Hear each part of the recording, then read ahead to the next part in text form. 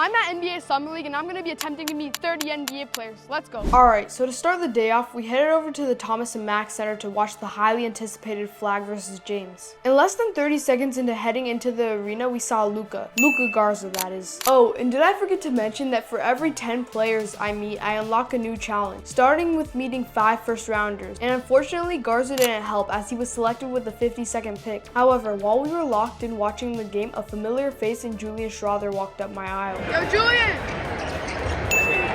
That's two.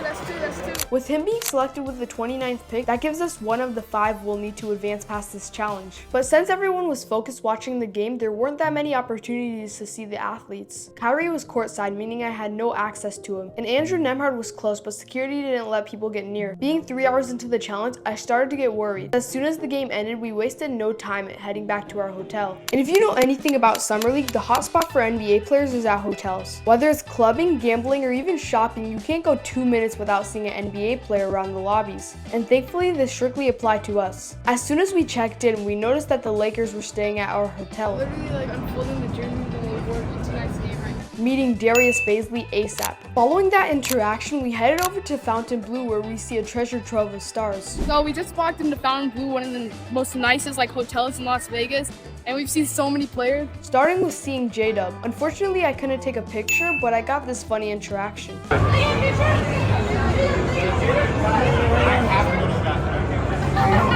he had to go to the bathroom. On top of that, less than 30 seconds later, Cade Cunningham showed up.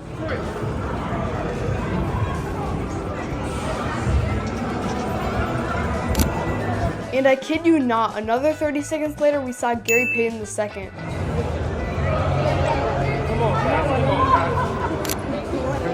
Definitely one of the nicest players you'll find. So with that, we met 3 players in a span of 2 minutes. Yet still needed one more first round pick to complete our first challenge. But then this happened. Yeah, so there was a kid who was calling his friend and he said the Wimby's up here. Now we're all ready. And although we didn't find Wimby, we got possibly the best first round pick you could imagine to close out this first challenge. With Jeremy Sohan being right beside him, we got a 2-1. After that sequence, we went over to the win, meeting Onyeka Okongwu and Denny Avdia. With those first 10 players being met, we unlocked the second challenge, meet 3 All-Stars. But by this time, it was already midnight. So to close out the night, we got a quick picture with Steve Smith. Alright, so I just woke up. We have about 4 more hours left until we leave, so let's go make the most of it. We picked up right where we left off, heading straight to the win while trying to make the most of our time. Starting strong, briefly meeting LaMelo Ball, and then the newly acquired Nugget Cam Johnson.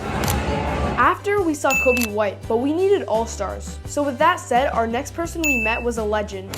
And from there on, we were striving, seeing Obi Toppin's brother Jacob, with now that I noticed OG Anunoby being in the background. Furthermore, we saw CJ McCollum soon after, but were unable to say hi, and same thing goes for Draymond Green. However, I redeemed myself and got to say hi to Kat and Dorian Finney-Smith.